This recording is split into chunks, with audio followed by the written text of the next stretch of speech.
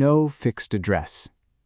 You wake up under a bridge or on a bench well before sunrise, not by choice, but because the cold gets into your bones and the first buses are already rattling past.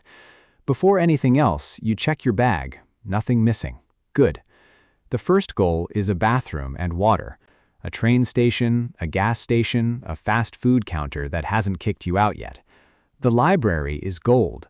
Warmth, a chair, Wi-Fi, a shot at finding a day labor gig. If you panhandle, you pick a corner with foot traffic and no trouble. Coins add up slowly, some days not at all. Paperwork is a wall you keep hitting. No ID means no path to benefits or a job application. No address means you can't even start the process to get a new ID. At night, you decide where to sleep. A shelter has rules and a line out the door. The street has noise and risk. You tuck anything valuable inside your clothes and sleep with one eye open. Deep poverty. You wake up in a room you rent by the week, shared to cut costs. The mattress sits on the floor. Breakfast is basic: oatmeal, eggs, toast. Groceries are planned around coupons and around which day the food pantry opens. Getting to work eats time.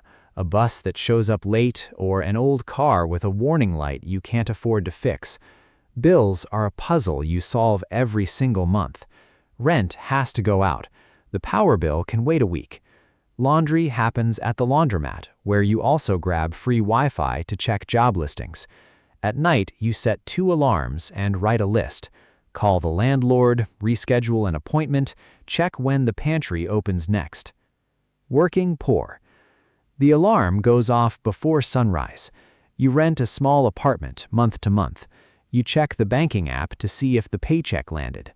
The job is retail, a warehouse, or food service. You're on your feet most of the shift, moving fast. Health insurance exists on paper, but the deductible is high enough that you skip the doctor unless it's unavoidable.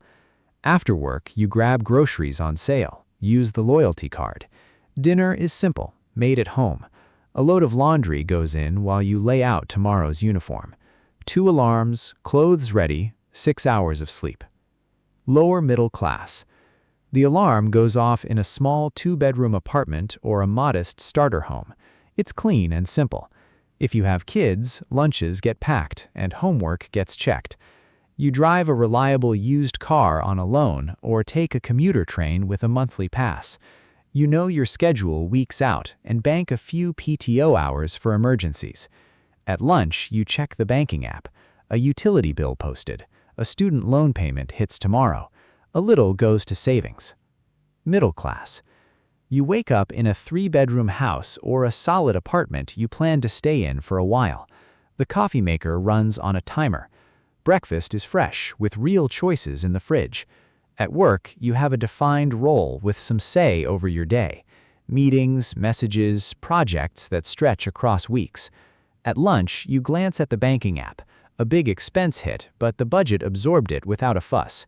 A plumber gets called instead of a DIY fix on a hidden leak. In the evening, you help with homework, order a gift without checking the balance first. Upper middle class. You wake up in a quiet house you own in a good school district. A robot vacuum hums somewhere down the hall.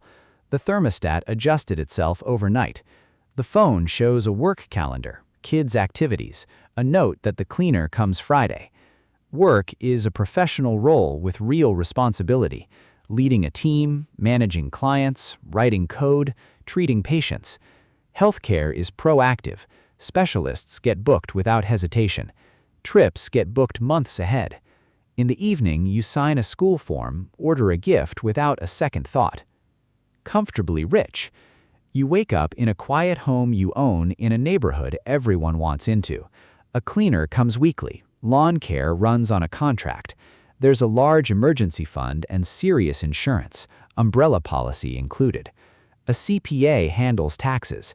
The car is a late-model near-luxury vehicle, paid off or on a favorable loan. During the day, a home repair gets approved without shopping 3 separate quotes.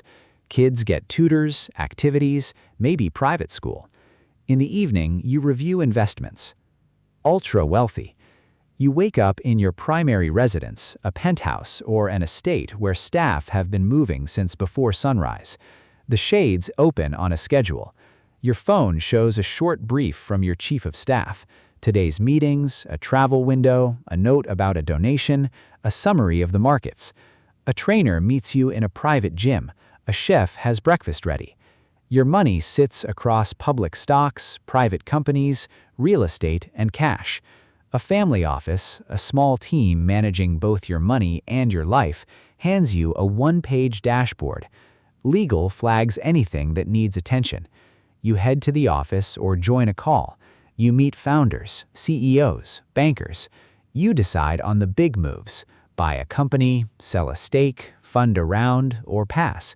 Travel is flexible. The jet is ready on your timeline. Giving is intentional. A foundation or donor-advised fund backs the causes you've chosen. At home, repairs happen without you. A house manager runs it. At night, a final update from the family office. Cash is fine, deals are moving, tomorrow's route is confirmed. Billionaire.